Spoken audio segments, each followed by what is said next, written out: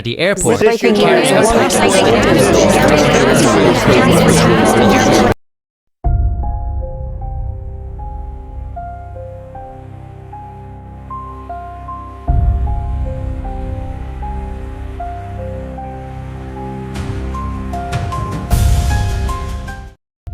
babae ang nahuli sa isang international airport sa Amerika.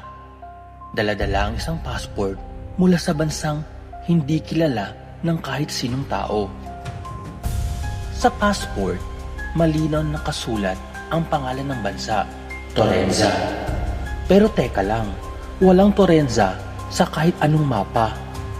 Wala sa United Nations list at wala ring record sa kahit anong database ng mundo. Ang tanong, sino siya? At saan talaga siya nanggaling? Ang video raw ay unang lumabas sa social media.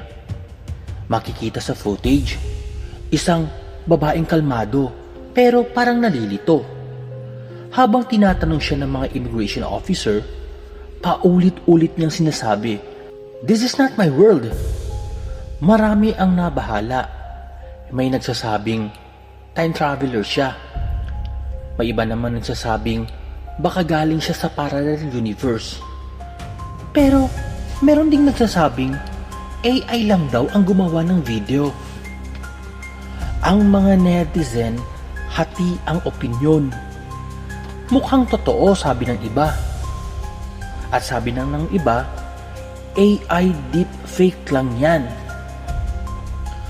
Sinubukan hanapin ng ilang researchers kung may bansa bang Torenza dati. Walang kahit anong record, walang history, walang coordinates, walang flag, walang government. Ngunit kung mapapansin mo, ang kwento ng Torenza woman ay parang echo ng isang lumang urban legend, ang Man from Tord. Noong 1954, may lalaking dumating daw sa Tokyo Airport. Bit-bit din ng passport mula sa bansang Tord, isang bansang na hindi rin umiiral. Pagbalik ng mga opisyal kinabukasan para imbestigahan, nawala na ang lalaki, kasama pati lahat ng record niya. So ano nga bang nangyayari? Coincidence lang ba ito? O may misteryong pattern na bumabalik kada ilang dekada?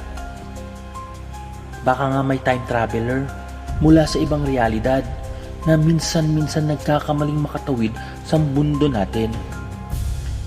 Ang babae may passport mula sa Torenza hanggang ngayon hindi pa rin nakikilala.